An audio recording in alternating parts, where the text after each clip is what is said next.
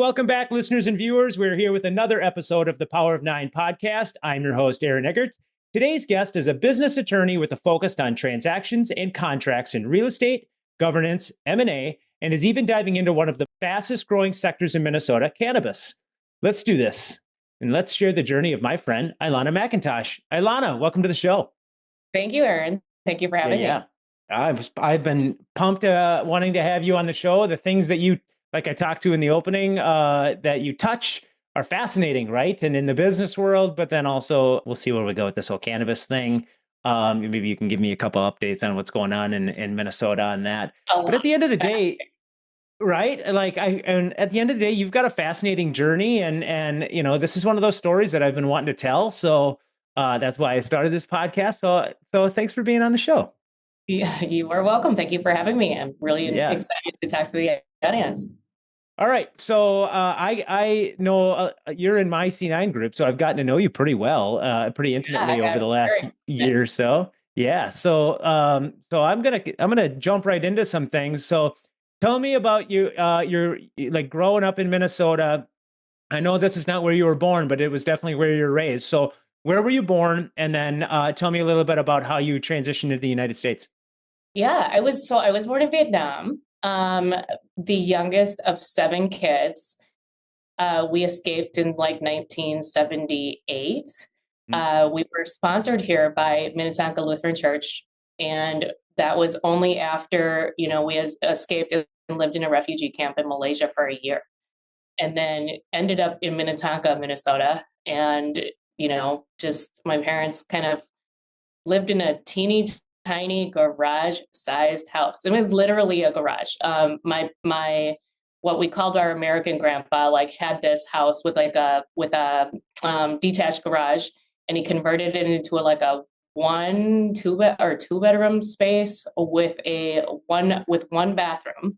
And we resided there, the 9 of us, plus my parents had brought a young teenage nephew of theirs. So my cousin, they had 8 kids in tow. And yeah, that's where I grew up, Minnetonka, in a tiny garage, tiny shack for, I don't know how many years. They got established and eventually bought a house of their own, maybe 5, 6, 7 years later, something like that. Wow. I mean, to live in that with that amount of people in that small of a space for that period of time just shows the dedication and the rigor that's put into the desire to want to get out of there and then come here and start a new life. I mean, that is insane. I can't even imagine what that brought on. Yeah, absolutely insane. And whenever I talked to my parents about it, it was like, I would learn a little bit more about all the trials and tribulations that they went through and all of the things that they had to sacrifice in order to make that happen. But it was, also with the wonderful support of the Minnetonka Lutheran Church and the community here that helped them get, a little bit further in life and finally establish themselves to the point where we were self-sufficient.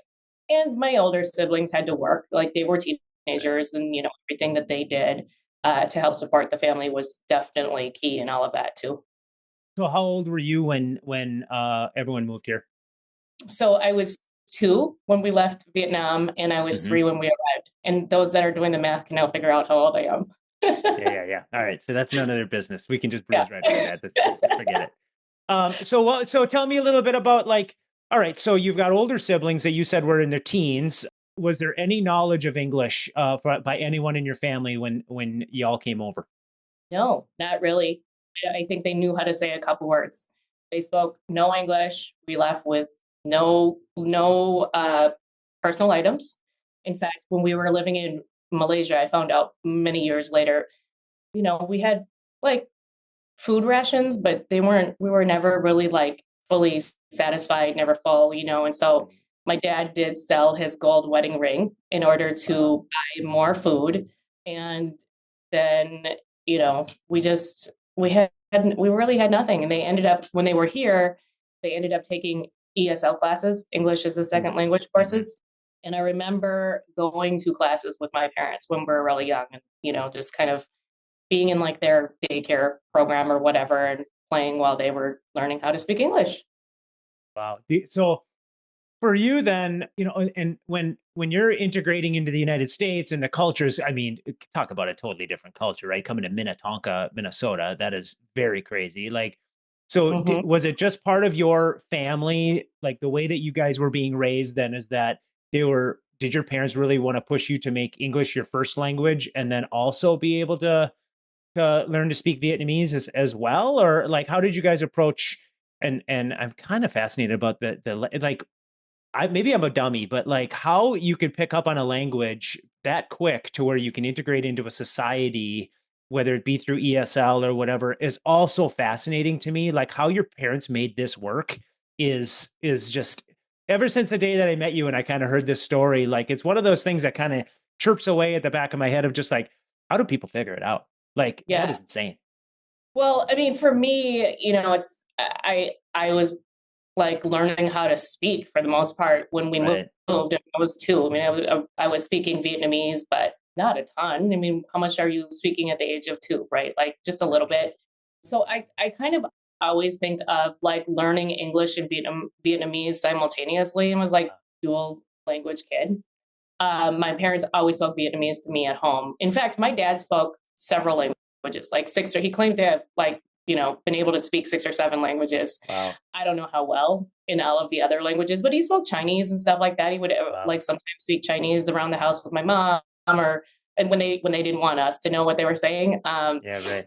But for them, I mean, their English was very broken, even until they died at almost age 80. Almost 70. My mom was 79 and my dad was like 81 when he passed away. Yeah. Yeah. But yeah, and like even now, like my oldest siblings, like sometimes I can hear their accents and I can hear that their grammar isn't perfect. But for me, like, I did speak Vietnamese in the house, and I kind of grew up going to school learning English. So it was never really like, it never really felt like a second language to me. But I mean, sometimes things come out. Like I realize that there are like expressions that, the typical American family uses, and I've never heard it before because it's just not, something that would have been spoken at home. Yeah. So like there are expressions and things like that that I'll catch myself realizing like I've never heard that before. And I'm sure Yeah. that's true for, a lot of Americans too, depending on what part of the country you grow up. But like, it's definitely profound here. And I remember having to help my parents. They ended up like owning businesses as I was growing up, and we owned a restaurant. We owned several restaurants, but my dad would like write signs that there would be like signage of specialties or something like that. Or if you use your credit card, like this is the fee that we'll charge. And I would come to the restaurant after school, and I would see his signs, and I would pull them down, and I would correct him because Yeah. he didn't use proper grammar, Yeah. or his spelling would be off. And so, there were definitely experiences like that throughout my childhood that where it was really obvious that my parents had that English was a second language for them. Yeah. Yeah. Yeah. Yeah. So then you pretty much grew up speaking, like you said, both languages, and English was a first language, but so is Vietnamese. So it's kind of a one Mhm. A, one B interchangeable. So that had to make, integration into, when you're going into school, let's call it, first through sixth grade, you're pretty, from a language standpoint, you're probably integrating in pretty well to where it's really, you're not dealing with some of the same things that your older siblings had to deal with from that language barrier side of things. Yeah, and that's true. In fact, I spoke English way more than I spoke Vietnamese. I never learned how Did you? to read and write in Yeah. Vietnamese, so I'm not fluent in the language. And there was a sector in my life where I rejected the language. Like I Mhm. did not want to speak Vietnamese. And it was partially because my siblings would make fun of me. Like there's a lot of weird words, like, like just kind of like in English where you can use it, you'd use different words based on what context you're using it in, right? Like Yeah. it's hard to explain, but I would use the wrong word and my siblings would laugh at me. And so then I Yeah. was like, forget you guys, I'm not speaking Vietnamese Yeah. anymore. Yeah. So I Yeah. would Yeah. reject it. Yeah. Yeah. But definitely have a better command of the English language than Vietnamese. When I speak, I I sound like an American speaking American. Vietnamese. Yeah, you sound like me trying to say that, right? Like, yeah. Yeah. The so I don't want to go down. I don't want to spend the whole podcast on that, although that is a huge part of your obviously your journey. However, one thing that I do want to say, and I don't think I've ever asked you this, like, do you feel like you have a reasonable amount of, or maybe it's healthy pressure that you put on yourself because of all the work that your parents did to come here and give you guys a better life? That everything that you do is like, I need to do the same thing and continue to like from generation to generation change the trajectory for the better because of all the sacrifice that your parents made? Absolutely. I think it definitely instilled some drive and ambition in me. I think because as a young kid, I didn't really, there were a lot of things I couldn't have. We were definitely not well off and kind of struggled to make ends meet for a really long time. And I watched my parents, like their work ethic was tremendous. And so like for me, it was always that because of that experience, I always wanted more. I really Mhm. wanted to make sure that, that I would never struggle and that my kids would never struggle. So yeah, I think it definitely shaped my work ethic.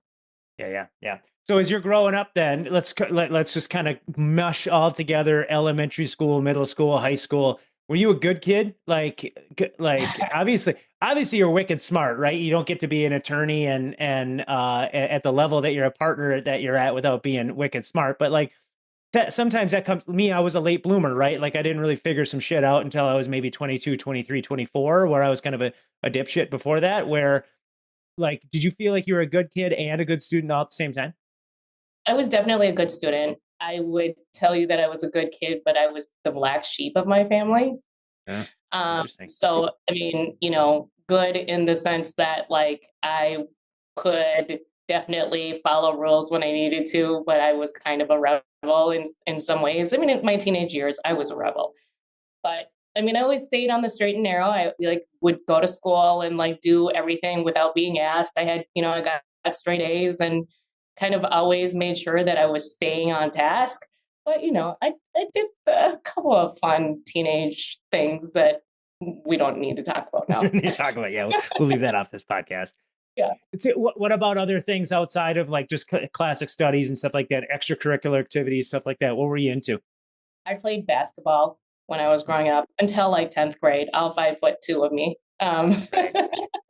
I was the point guard and I played in traveling basketball, but it was kind of tough because my parents, like, they had a business that, they were at 7 days a week Right. for 12, 13-hour days. And so just getting around was kind of tough. And they weren't really like, the kind of people that would be like, oh yeah, where should we sign you up for next? Or would you like to try this, school play? Or would you like to be in, the chess club or anything like that? If I was registered for things, it was because I really wanted to be, and I'd have to find a ride to and from and Mm. all of that stuff. So it was a little bit more challenging. I think there's probably a lot of other kids that, grew up as immigrants that can understand that struggle. Yeah. But it also made me more responsible. I had to grow Yeah. up and be independent at a really young age. So Do you think your other siblings would say the same thing? Maybe not some of the older siblings, but like with seven kids, there's just that's a lot of human beings to be responsible for. And if you're running a business, especially in the service industry where food service is just a gauntlet, right? Of just like how much dedication and time you need to put into that. Like you think your siblings felt a little bit the same way, or was that just a black sheep thing? when you say, do they feel the same? Did they feel the same way? What are you referring to exactly? Sorry. In the aspect of like how you kind of felt like you were a little bit like running solo, and your parents were, especially when it comes to like the sports side of things or Yeah. things like that, to where you didn't maybe have the accessibility that some other kids had. Do you think your siblings felt the same way? Oh yeah, absolutely. Yeah. In fact, my oldest siblings felt like they didn't really get the childhood that they Yeah. would have liked. I mean, they were working and they would go to work and bring home their paychecks and like contribute it to the family. Right. Right. So, they didn't do Yeah. extracurriculars. They didn't party. They didn't, have the teenage years that typical American kids get. Yeah. Right. Right. Right. At what point did you find yourself thinking that law was going to be your thing? You know, probably when I was like in high school or college. At first, I wanted to be a psychologist. And I was actually part of a pilot program that one of my teachers was trying to put together, and she had selected me to participate in that. And at first, I told her that I would really like to. It was like a mentoring program. I wanted to. What she did was like she would introduce you to a professional in that field that you wanted to engage in as an adult. And so what she was trying to do was set me up with a psychologist, but she could not identify a psychologist that would be able to allow me to sit in on their, Right. therapy sessions. My second choice was to be an attorney, and she found me a really cool female attorney that allowed me to shadow her for a couple weeks. And we'd visit the jails, and we would do client meetings. And I remember thinking that that was super awesome, and I wanted to just be a rock star attorney one day. And I thought I wanted to be like a criminal law attorney, but that didn't really quite, end up being where I eventually practiced. And actually where I am is a much better fit for me. And So don't you think, this is just my outside perspective, and I have some friends that are attorneys as well and stuff too. And I don't know if I've ever asked this question, but because you brought it up with the yeah, psychology thing, don't you think you have to be a little bit of a psychologist to be a good attorney? yeah, absolutely. I Yeah. mean, I I mean, think it's really helpful in negotiations and talking to clients. You need to know what makes people, what moves them, yeah. what is their objective? What are their goals? Why do they do what they do? What is it that they really want? So I mean, I think it's really helpful to understand what people's motivations are Yeah. in the practice. Where'd you go for your undergrad? University of Minnesota. Cool. Was that your first choice? I didn't, I studied post-secondary education. I participated in the post-secondary education programs, Hmm. PSEO as it's known, and I was attending the University of Minnesota at the tail end of that. And so I just kept going and actually tying back in the whole, childhood experience and choices. I didn't really have a choice. Like, it wasn't like my parents were like, let me take you on college tours and figure out, where we should attend college. It was like, so you guys are going to college. So, University of Minnesota was where it was at. Like, are you Right, right. going to Notre Dame? Are you, it was going to be somewhere within Minnesota. It kind of already worked for me. Like, it made sense. That's where my siblings attended school. And then, so it was kind of just a natural progression. And I was already attending school there as a high schooler. So just kept on going. In fact, I never took like the ACTs or the Oh, really? SATs because I was already Yeah. admitted. Yeah, yeah, Yeah. yeah. And then where did you decide to go and get your law degree? I studied at Willie Mitchell College of Mhm. Law, which people Yeah, know yeah. now as Mitchell Hamlin. Yeah, yeah, yeah. And how was that experience? Like, I've heard mixed reports on just going through law school, right? Like some people found it really challenging, and studying for the bar was a complete nightmare, and they're just bad test takers and all that other stuff. And I've heard some other people say like, actually, it isn't that bad. Like if you're leaning into the profession of law and you're a pretty good test taker and you can absorb information and retain information good, it's pretty smooth. I thought it was a wake up call because for me, school always came super easy. Undergrad was so easy. And then in law school, I actually had to try. It Yeah. was a lot more challenging than education ever was for me prior to that. And it's a lot of reading. I Mhm. mean, just you are, carrying books around that are like this thick, with, Right. they're really heavy and just, I mean, you read all the time.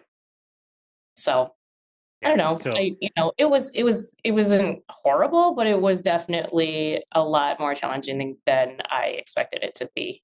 And the bar, I mean, it's not a breeze. right, right. Um, How does that work then? So you go to school for a certain period of time. Are there internships or anything like that that you have to participate in while you're going to school? you don't have to, but after your first year, they call it 1L. You're Okay. after 1L year, then you would typically get like a law clerk position. But yeah, those are definitely helpful because it's kind of like internships. They provide you with some, like exposure to the practice and kind of help you decide what you'd like to do. Right. And I know that you kind of started out in a different discipline of law and then decided to pivot. When did you start to shape the direction that you wanted to go when you were in college that kind of led to your first quote, air quotes, real job? Well, so in college, I was like really drawn towards criminology cases. Mm, So it was very like focused on crime, sociology, psychology, and you can really like go when you attend law school, you could have any kind of background and still be able to attend law school. Like there's so many different undergrad studies that will be applicable to the practice of law. So it's kind of like we talked about psychology. Business is important too. Like so, you can go to undergrad for business, or you can go to undergrad for finance, or you can go to undergrad for economics. I mean, anything, and then go to law school, and then you can find areas of practice that allow you to apply all of those studies to the practice. I always say, like, practicing laws, you're sort of you kind of, everything, but very little about everything at the mm. same time. What's that expression? The, Jack of all the trades, jack of all master of trades, none. the master of none, Yeah. right? Like we have to, in order to best assist my clients, I get to learn a little bit about their businesses and why they need to do what they do, and how they ebb and flow. And like, let's talk about a contract. What kind of business are you in? What are your services, or what is it that the other side needs to do? How does that all work in practice, so that we can best draft a contract that really like gets to the heart of all of the objectives? Sometimes, like, I won't know something about like a certain industry or whatever, and my clients will educate me on that, and then Mhm. it makes so much more sense when I go to like draft that document, Mm. so that it reflects what's actually working in their business practice, if that Yeah. makes any sense. Yeah, I was actually reading so I was kind of doing a little bit of prep for this over this last weekend and just kind of was like looking into the legal profession, and there was I can't remember where the stat came from. You'd think I'd be a little bit more prepared, but obviously I'm not. So there was a stat of like kids that juniors and seniors that were in undergrad going into law school are like it was like 38% are going into law school not to practice law, but to only use it as a tool to get them to the next step of whatever their career is, because they know that having a legal degree is going to just kind of be a catalyst for them in business, but they're not Mhm. using it to act. They have zero desire to practice law at a firm or even on their own. Hmm. Isn't that weird? I thought that was fascinating. Like, Yeah. is that a crazy number, or is that just new? Is that crazy to you, or is that a number that just kind of makes sense based on kind of what you've even seen? I don't know that I would have thought it would be 38% when I was attending law school. Like, Mhm. I think I felt like nine and a half out of every 10 people were like, "Oh yeah, I'm going to go practice law," and I want to, work in this area or this field of Yeah. law. But now, looking back on it, I would say that one out of three out of every 10 people didn't end up practicing law, Yeah. Right. Yeah. So maybe it or they does. practiced for a couple of years and then they decided it wasn't for them. It's not. It's not an easy Yeah. Right. profession. Yeah, shocker. Yeah, that's all that reading is the reason why I didn't go anywhere near school. So Well, I mean, just the yeah, I fact that mean, you took it to the next level is insane. it's not just like eh, there's so many things that go into it. It's a demanding profession, I would say, Yeah, yeah, and you yeah. take other people's problems. Did you actually know that this is a crazy stat? Dentists have the highest suicide rate of any 100. profession, Yeah, and lawyers are second. yeah. The I actually did know that stat. My one of my very good friends is a dentist, and and it's all related to the physical pain that you put people through, and a lot it's cycle. It is 100% psychological, right? And I think Right. attorneys, it's a little bit. I think it's probably a little bit more stress related, right? Depending on your discipline and area of practice, but. I think the amount of stress that y'all deal with in that world, whether it be in your world of closing a deal on a transaction, and you got people's generation changing money that is potentially on the line, and that deal might fall through if this doesn't get done. Like, I can see where there's a high level of stress in your industry too. Yeah, yeah. We Yeah. shoulder people's problems. We, resolve situations or issues for people. Yeah, and we recognize how crucial some of these transactions or deals can be for people. It can be life changing, life altering type of deals that we work on. So, 100%. All right, let's take a quick break here. We're going to dig into your career here. We did a good job of setting the foundation, kind of figuring out kind of what makes you tick at an early stage. Now we got to get into the business stuff. So let's take a quick break here. We're going to take a couple minutes, listen to a few of our community supporters, and we'll be right back here with Ailana. Versique Executive, Professional, and Interim Recruiting is an award-winning, locally owned hiring and placement firm based in Minnesota. With specialized practice areas across our 3 divisions, Versique delivers a tailored experience to a wide range of industries. What sets us apart is our team of recruiters, seasoned professionals who have worked in the very fields they now hire for, providing unmatched industry insight and connections. Versique believes that people are more than just resumes, they are transformative, unlocking the potential for organizational growth and success. Now let's find your people together. Learn more about Versique at versique.com.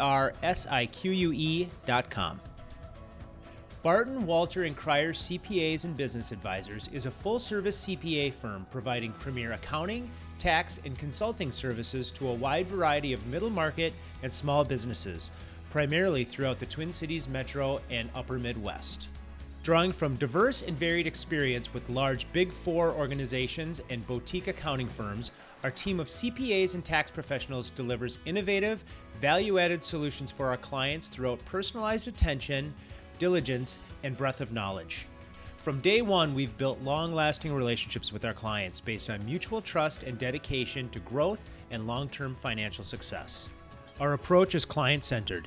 We make your goals our goals and deliver unparalleled service and support that exceeds expectations every time.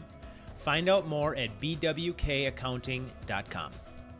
Are you a business owner trying to get your sales to the next level?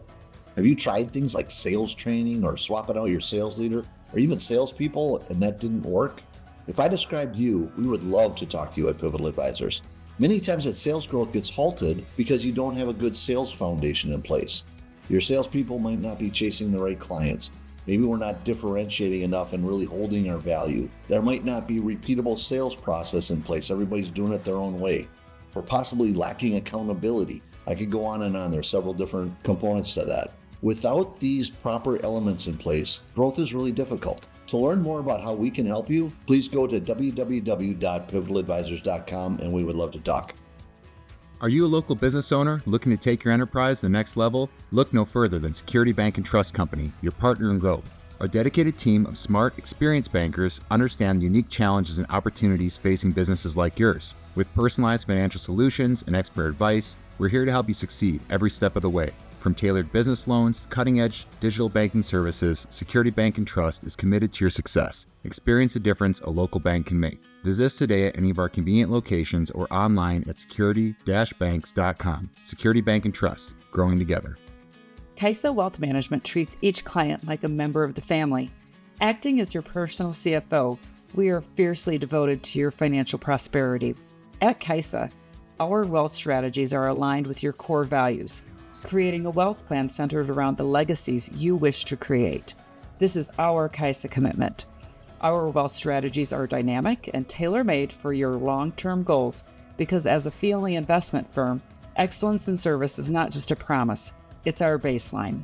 Whether it's selling a business, planning succession, creating a legacy, navigating life's changes like death and divorce, supporting executives on the move, planning for your retirement, or just preserving your family wealth, we are here for you. Find out how we can help to simplify your wealth at kaisawealth.com. United Healthcare is dedicated to helping people live healthier lives and making the health system work better for everyone by simplifying the healthcare experience, meeting consumer health and wellness needs, and sustaining trusted relationships with care providers.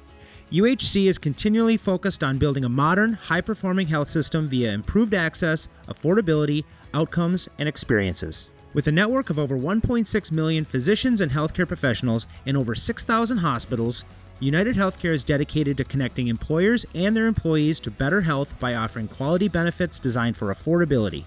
For more information, visit United Healthcare at www.uhc.com. United Healthcare, helping people live healthier lives. All right, we're back with Ailana McIntosh.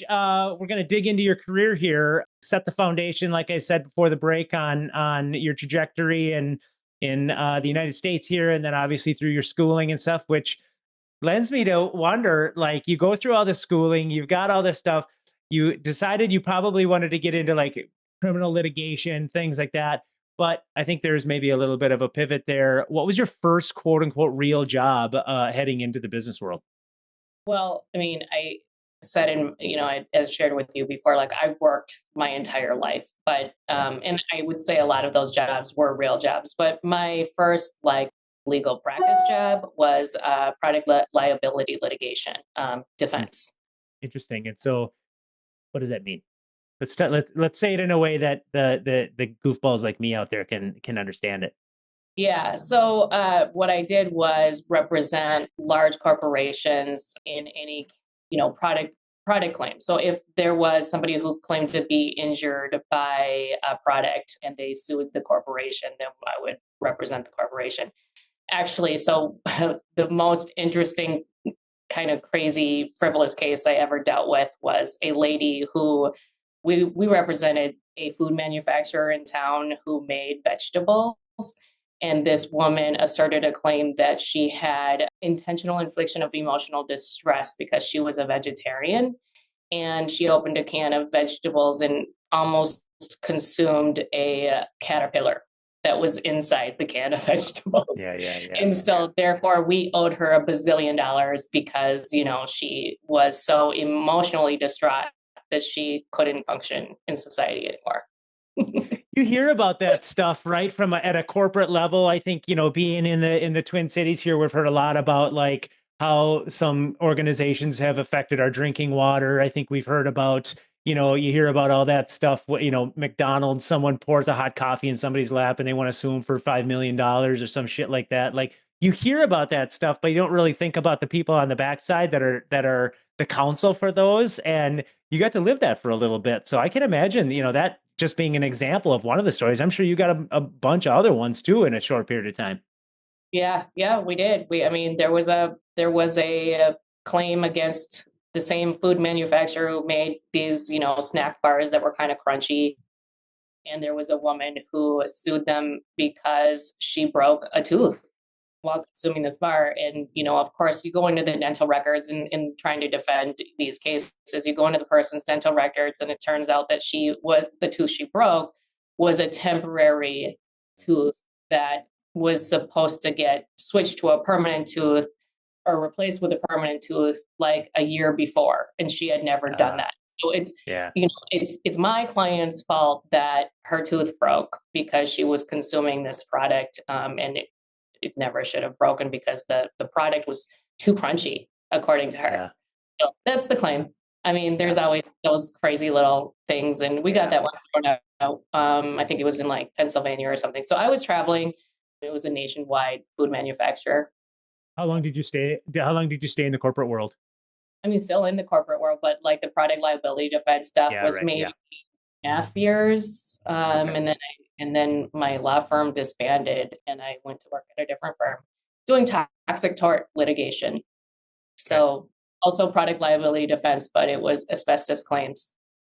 Oh, fascinating. Oh, that's got to be super interesting. Kind of sad in a lot of respects of some of the things. Like, did that take a toll on you of like just having to see some of these things? At the end of the day, like, you're representing the client, but I don't know. I don't want to go down a rabbit hole, but like your client isn't always right too, right? Like, these are some examples where the client was right. But I think in some situations, like, you're probably, again, we don't need to name any names, but there's probably situations where like, you're probably looking at this being like, oh man, this sucks that I even have to show up and do this. I got to believe that was a thing. Well, sometimes, you'd go, there were so many different factors in these cases that, we don't have to go way deep into it, but like, the asbestos claims, for instance, like when my client was making that product and the plaintiff was exposed to it, 40 years ago, like nobody knew how bad asbestos was. You know, it's just like all of the products that we use now. You know, people are starting to learn that certain chemicals are toxic and they're going to cause cancer later. But like at the time, nobody really knew that. Yeah. But it was disheartening to like have to take a deposition of somebody who was like, you know, basically on their deathbed and, you know, unable to breathe because they had mesothelioma or whatever, asbestosis. But usually in those cases, there were multiple exposures too. I mean, it wasn't just, you know, one product and one exposure. It was, you know, somebody who worked on a broiler in broiler rooms or like exposed to products like for years. Like, you know, they worked as a welder for 20 years. And so there were lots of different products that they were exposed to throughout that lifetime. And sometimes they would just like, it would be like it would be on their clothes and they'd come home and expose their children to it when they were home. The kids would get it because, you know, it's like they're like little teeny tiny fibers that attach to your clothes and then they get into your lungs. Yeah. That's that's crazy. So all right, kind of going back to that then is like what you obviously made a pivot in your career to get out of you know, that defending of those products and anything like that. At what point in your career did you decide to kind of do that and kind of get out of that fast-paced world? When I was at my second law firm, we did have a transactional department, and I always loved real estate. Like I really wanted to be a real estate attorney, and turns out I had an affinity towards it. Was good at it because I remember, like in law school, you know, when you take the bar exam, there's some essay tests or some essay questions as well, and for whatever reason, I remember like I had filled out that I didn't want to share my bar exam results or my answers into the general public. But apparently I wrote like the best answer on an essay related to easements. And so the bar examiners contacted me and asked me like, you know, I know that you said that you didn't want to share your exams, but we really want your answer to be the sample answer for future use. So would you reconsider? So it was something like real estate was something that I was actually really good at. And so I told the partner that was in that department that I really would like to learn how to practice in transactions. And I wanted to work with him. And that really was, you know, he was like, yeah, great. Like I would love to, you know, bring you along. And so I was at that time doing 50% product liability defense work, which is litigation, and 50% transactional work for some time. And I enjoyed the transactional work so much more. It's less stressful, less deadline, and it suits my personality better.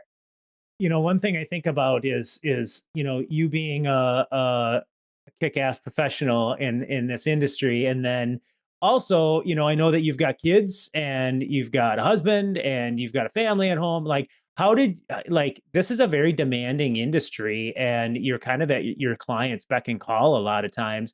How did you find a way throughout your career to balance that rigor and that demand that happens from the work that you do, and then also raise a family? I think I kind of just demanded it. You know, I actually got really lucky because my husband is, since we can swear, I heard you swear earlier, he's a kick-ass businessman. Yeah.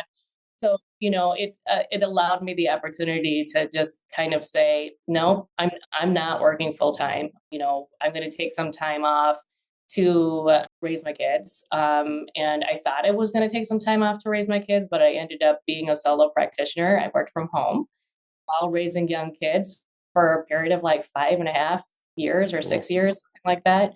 And then I built through that, like it was just word of mouth referrals. Like I really didn't do any marketing or anything, but I practiced long enough where people just kept hearing that, you know, there's a solo practitioner out there who can do all your transactional work. And I was charging so very little as an hourly rate for somebody that experienced at the time, but it was great because I didn't have any overhead. I was, you know, and I just worked in contracts and stuff whenever I had the time to while raising kids. And then I built a nice little book of business and the law firm started calling. Nice.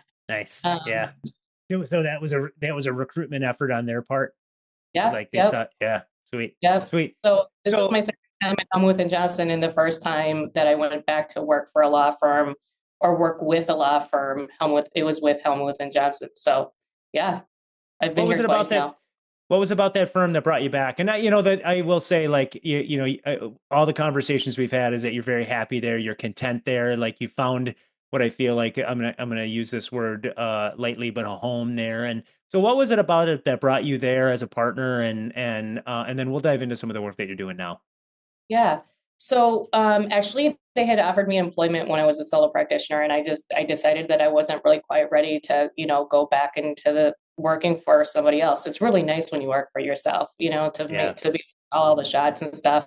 And I didn't want to be employed, but they think outside the box. And Chad Johnson said, well, maybe you don't come work for us. Maybe you, just associate with us as of counsel, which meant that I could work from home and still have my own clients, but, we were kind of sharing clients. I would send them referrals, and any clients that came through that that got referred to me, like, then I would work on those. And so it was more of an affiliation where I still got to keep my own practice, but also practice with the firm. And after some time of doing that, my former firm, Foley and Mansfield, reached out, and the partner that I was working with before, who had that real estate transactional practice, he was getting set to retire. So they called and they said, "Hey, we'd like you to come back, now that you've got a book of business also, and like, Carl's transitioning out, like, we'd like for you to take over that practice."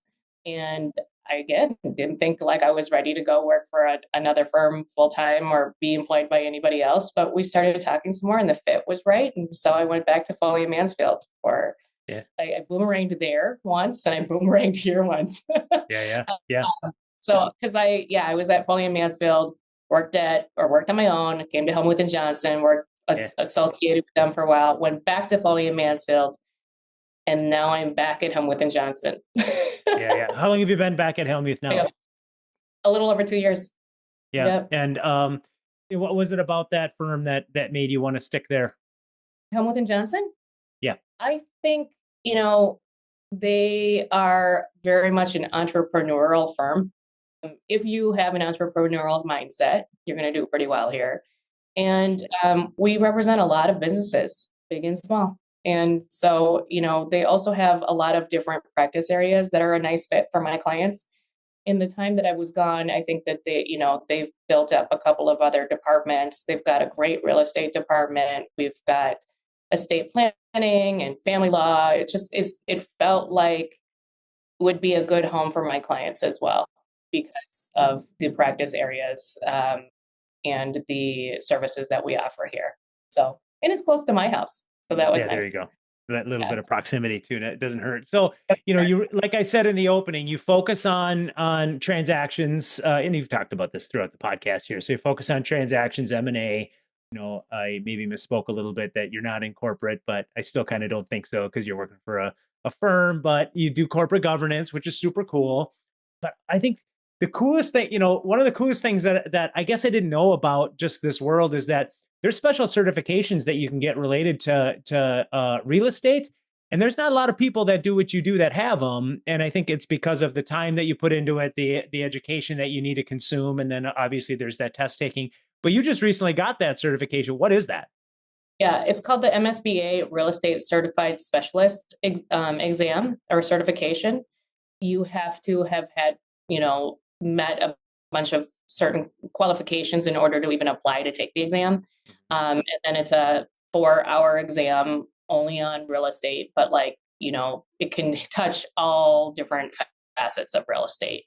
So I studied for that for a couple months and took the exam and passed it. And then even after that, there's like an approval process and a reference process. And you're right, it's in Minnesota, I think the statistic is only 3% of attorneys have a certification. And that is not just real estate. I mean, there's other certifications available to, for instance, litigation attorneys. And, I can't remember what the other areas are that you can get it, but there are some very specific areas where you can get certifications, and 3% in total of all areas. So I think the passing rate on the certification exam is only 33%. Yeah, I remember you saying how hard it was, and like the test taking even sounded like a complete nightmare. That sounded like a fever dream for me. Like that, the fact that you were, I was, you were in our group when you were going through all that stuff, and just Yeah. hearing through the amount of time you had to put into the studying, and obviously that the test, and then there was this time period where you didn't know what was going on, you didn't know if you passed or not. Like all that stuff sounds like it sucks, and it's amazing that you put that much effort and thought into all of that. And I mean, really at the end of the day, like it just separates you from all the other professionals that are kind of doing what you're doing, but maybe just haven't put the effort into that certification, which I think is awesome. No, thank you. Yeah, Yeah. yeah, It yeah. was kind of like taking a mini bar exam.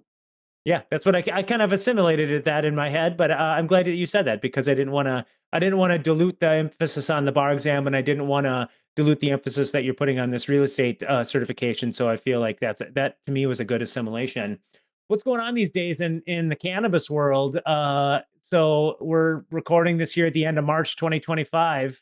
Is it as much of the Wild West as everyone's talking about it to be, and I perceive it to be?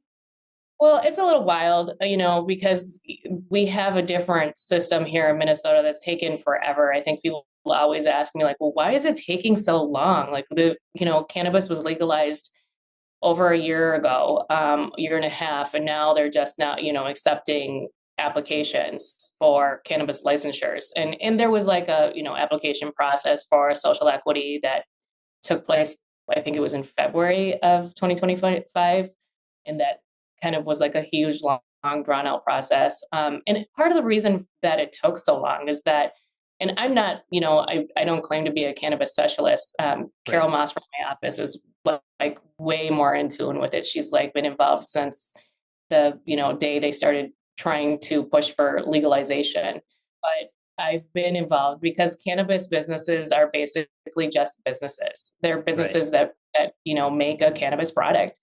But my understanding is that we didn't have a robust medical marijuana program in Mm. Minnesota, where a lot of other states, when they decided to legalize recreational cannabis, they already had kind of a more robust program. And so they didn't have to create the infrastructure from the ground up. Yeah. And our state kind of utilized we didn't have anything to go off of. So we were kind of, we were utilizing the alcohol and Yeah. liquor rules and laws to kind of work off of that. And they also had to create a committee and, determine all the systems. It's very complex and it's crazy because when you think about it, like I've attended a couple of cannabis conferences now and I've learned a lot. But like one thing I had never really considered prior to all of this exposure is that the, the legalization of cannabis really does catapult and touch a whole variety of industries. I mean, you've got manufacturing, you've got testing, you've got, people that are cultivating, you've got all sorts of, Mm-hmm. distribution. I mean, it's every facet. And so it's a lot more complex than people think. They just think, oh, like, oh, this is a product that's now going to be available and we're just going to turn the switch. We should be able to buy it, right? But one interesting component of that is, well, cannabis has been illegal in Minnesota forever, right? And now people are going to start growing cannabis here, but where are the plants coming from? Because Right. it's still illegal federally, right? So, Right. I mean, you got to start with the seed Yeah. and where the seed, it's like, so Yeah. it's going to take a while before there's full-fledged products in stores at retail stores. And there's, a lot of weird things happening too with respect to, where you can have a cannabis facility. Mm-hmm. All the cities have different ordinances. Some don't want them in their city, and there's a lot of rules, just like a lot of the other kind of illicit industries where you can't have one close to a school. You can't have, you can't be close to a church. There's a lot of considerations and some people don't want it in their neighborhood. Right. So, it is kind of wild that way. Yeah, it is. I think, is there a place where people can, if someone's listening to this and they're like, hey, I just want to get a better feel on the pulse of what's going on in the cannabis industry in Minnesota. Is there places where there's resources that people are posting or, the state is posting anything or anything like that on like kind of the progress? Yeah. So the Office of Cannabis Management has a website. Go there. Contact us. I mean, me or Carol Moss from my office. Like we'll send you links to stuff, or you. We actually have a lot of things on our website too. If you search it on our website, you'll see what this current status is. We tend to issue a lot of articles and publications on the law in general. So it's a fascinating place to just peruse if you want to learn even about estate planning or something related to the CTA, which is ever changing. That's the Corporate Transparency Act that our group always talks about.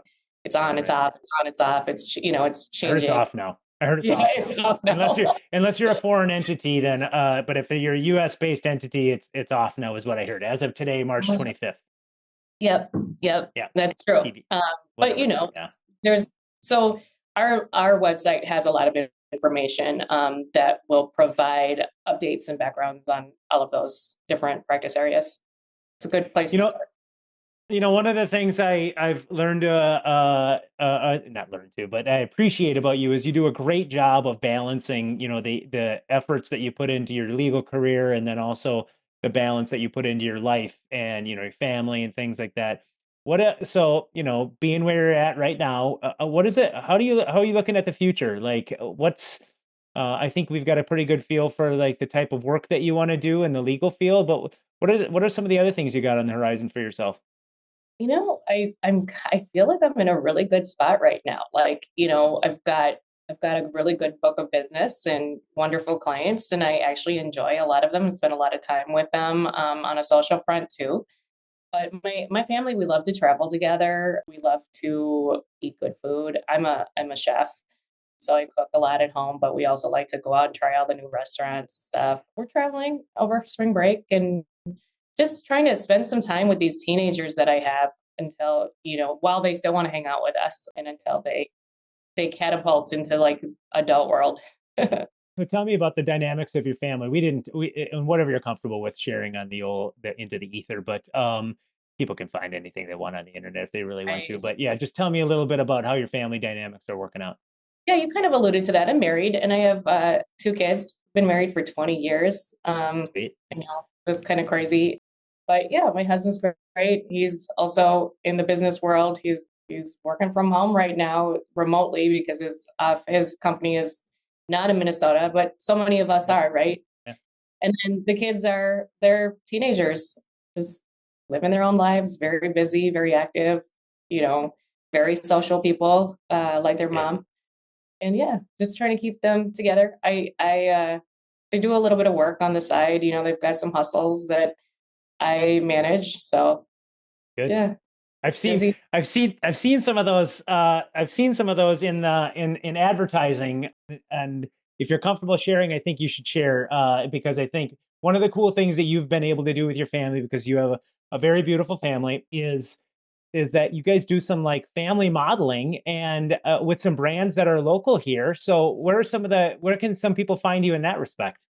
Yeah, it's funny. It's not something like I talk about very publicly very often, but yeah, my entire family has been modeling for maybe 8 years as a family unit. I mean, we all kind of do our own things too, but yeah, we've been in a few big commercials. We've done some work for Target, Hormel, Life Touch. I did a commercial with the Downtown Minneapolis Council. Yeah, they've been in a lot of things. My son's in the Great Clips. He's like one of the faces of Great Clips right now. Yeah. And he's done some work for Foot Locker. I don't know, they're just, cool. They're just doing things that are mostly local, but also national brands, some hand modeling even for my daughter, for Rocker. Like it's just something that we do on the side, and it's kind of fun. And I really like it because it teaches them a lot about business and how to conduct yourself as a young professional and how to speak to adults, how to save their money. It's not just like something that we force them to do. They like doing it. We just fell into it. And what we've done with it is use it as something that allows us as a family to bond, because we actually have a lot of fun. like on set together. I can And imagine. I think it comes out in like our photos and our videos that we do. And like, you know, the people that we work with have always said, like, because you guys seem like a close family. You can see it. It does shine through in the work that we do, but also like we use it as a way to teach them about business and about, you know, life and the keeping your commitments and this, you know, how hard you have to work sometimes. It's not just fun and games.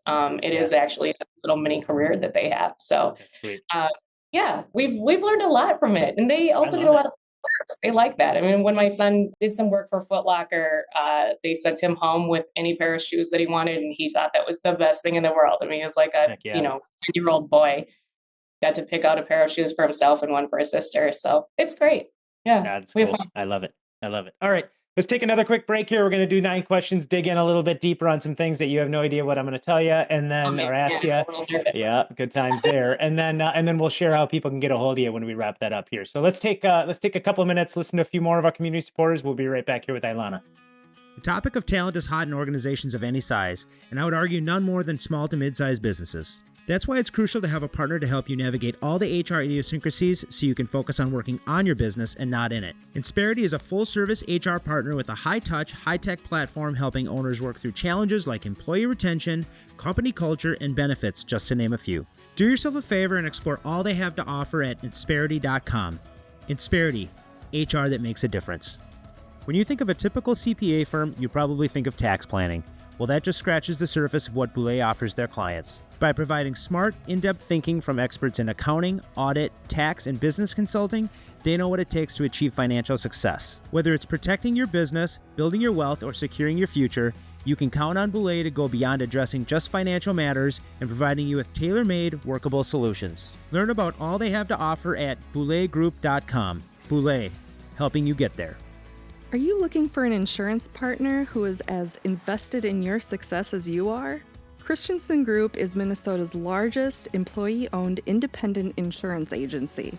Since 1952, we've been connecting businesses and individuals with tailored expertise and solutions to manage risk and protect what matters most. Ready to get ahead of your risk? Call Christensen Group today at 952-653-1000. Christensen Group Insurance, because better tomorrows start with thoughtful todays. Leading a growing organization means knowing when to bring in strategic expertise. At All-in-One Accounting, we understand that your financial needs evolve as you scale.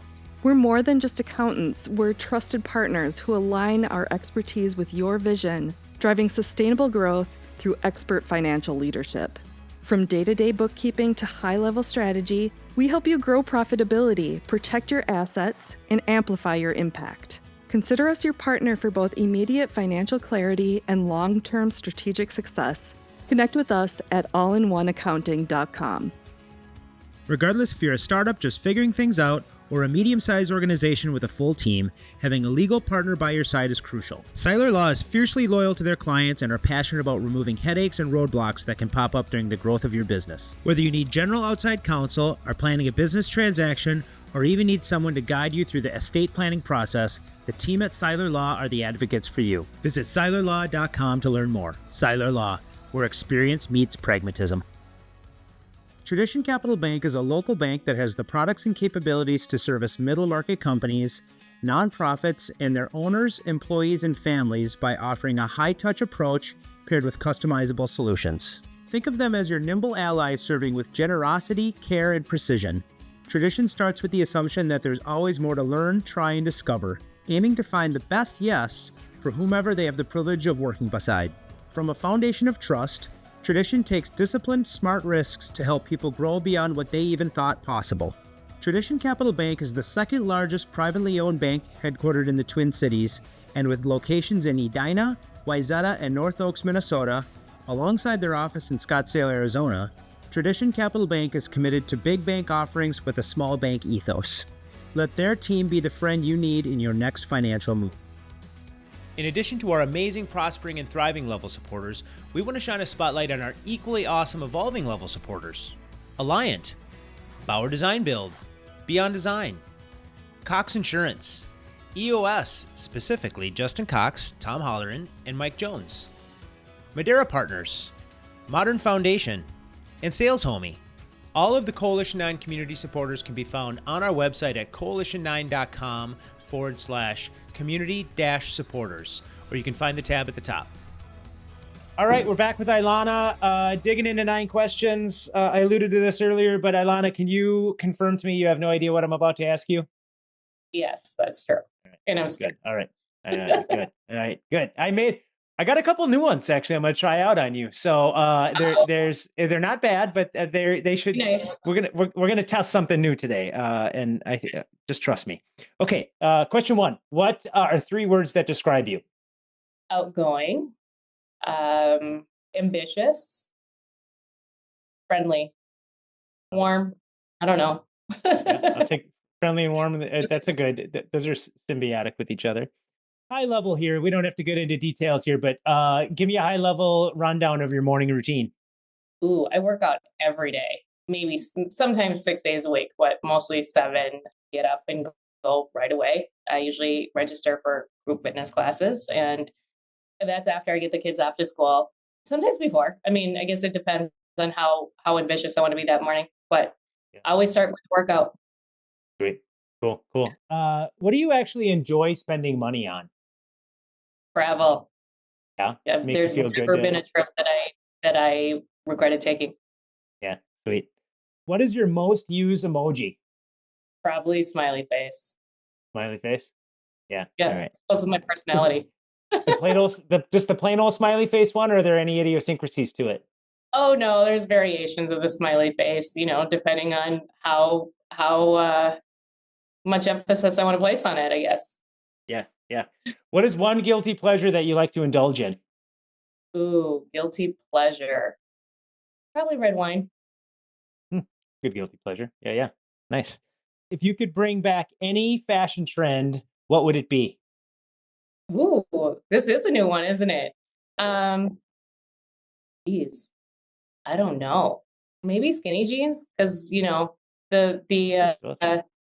wide leg jeans are not. They don't look good on me. So I don't get that. I mean, I get it. Everything is cyclical. It's just, I don't know. Like, I can't wait for like 90s grunge to come back again, because I think it tried and it just didn't hit. And maybe these baggy jeans are a part of that. But boy, I just don't get the baggy jeans thing.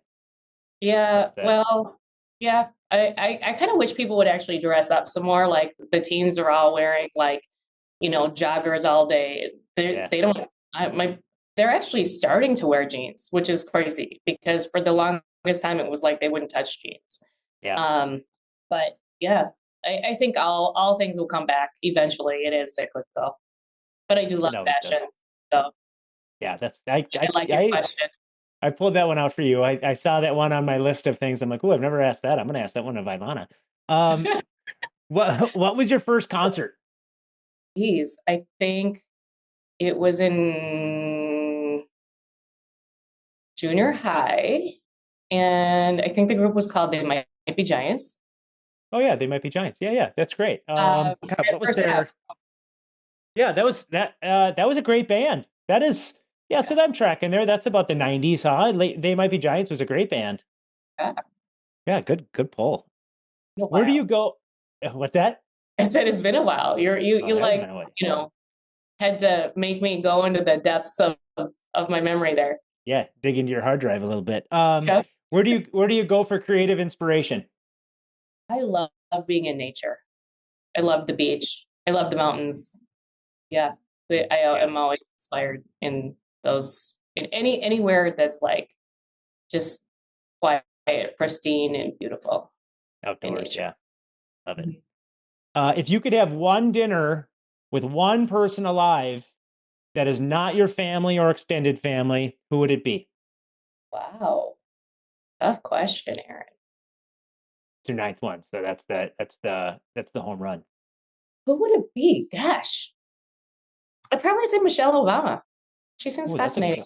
I think that'd be a fascinating dinner. And down to earth, and really easy. Regardless of your political affiliation, she's a captivating individual, right? And I think I just feel that is actually a very good answer. I'm now digesting all of that, and I love that answer actually more than I should. Like, that is an awesome answer. more than you should. Really, like that's a very good answer. Like I didn't even think about that. Like I think most people would go towards like Barack Obama, but I think in some respects, God, there's some things about Michelle Obama I like better than Barack. So like I Yeah. love that answer. Good She was an answer. engaging first lady, and just she seems warm and friendly, and just a really nice, easy person to talk to. Sweet. Good answer. Love that. So big part of why I love to do this podcast is one, not only just to share your story, but obviously just really enhance your personal brand, amplify your personal brand. And so people are going to want to get to know you. You're an awesome human being. And then two, you bring a lot of wicked genius from a legal profession. So how can people get a hold of you? So you can find me at Helmuth and Johnson on the website. Just look up Ailana McIntosh, AILANA MCINTOSH. My email address is amcintosh@hjlawfirm.com. Love it. Love it. And you're on LinkedIn. Yes. Yeah. And I'm going to throw this out there, and you're going to hate me for this, but just get over it. Is one of the things that we're working on with you is coming up with a couple topics to speak on. And because maybe not public speaking, like getting up and doing a TED talk or some shit like that, but like sitting on panels and just doing more of this stuff and things like that. So we're working towards establishing a couple of topics that you're going to really focus on by this summer. So, I think a great way to get some practice in is if you're a business owner, or if you're someone that's looking to get into cannabis, or if you're thinking about buying or selling a business, or anything business related, cannabis related, governance related, all of the things, I'm challenging you to reach out to Ailana and just spend some time talking to her. That's going to help shape some of the things that she's doing moving forward, and obviously continue to increase that personal brand. But it is part of your one thing, and it is part of your yearly initiative that you're doing with us. So I'm throwing that out there so that there's a level of Thanks for accountability. forcing me to do the work, dude. Hell to the yeah. Yes, Ailana, you know it. You're the best. You're the best facilitator. You just make us work a little bit, push us out of our comfort zones. But yeah, I mean, I would welcome that. I'm happy to talk to people all the time. And